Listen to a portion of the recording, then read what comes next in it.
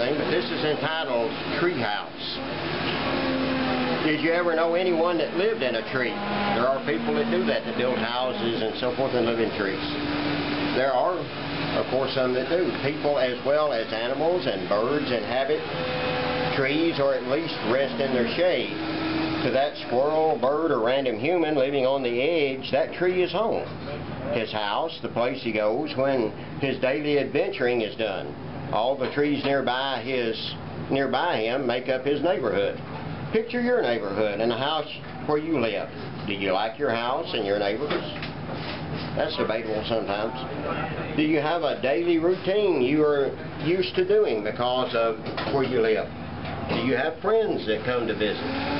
This would be a really content life, but will it stay that way?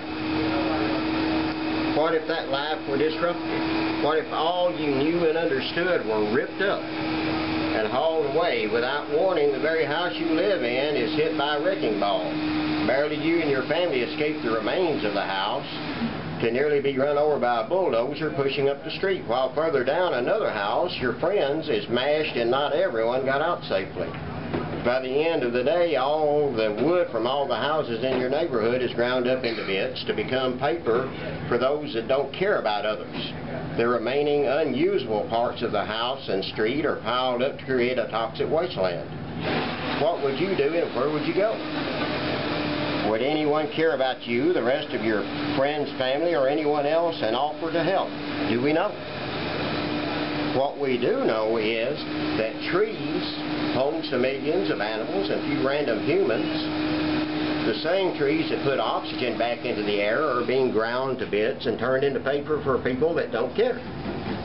These trees are crushed without warning, killing many of the inhabitants, all for an entire forest. And even the forest very near this very spot is cleared to guarantee man's continued progress, a progress only in losing the world that gives him life. Will anyone care about all the tree houses and their dwellers lost in the continuing abuse of our world and come help? Do we care? Do we know? What we do know is the very forests around us are marked for gathering. It may not be today or tomorrow, but there is a map somewhere with proposed plans that feature your woodlands. Proposed clear-cutting will destroy wildlife, plant life, and ultimately your life. Are you ready? Do you care? Do you know? What I know is if you, me, and the rest of the world don't start taking better care of the so-called tree houses around us and the lands that host them, we won't be here as long as some would like. And what are the future generations?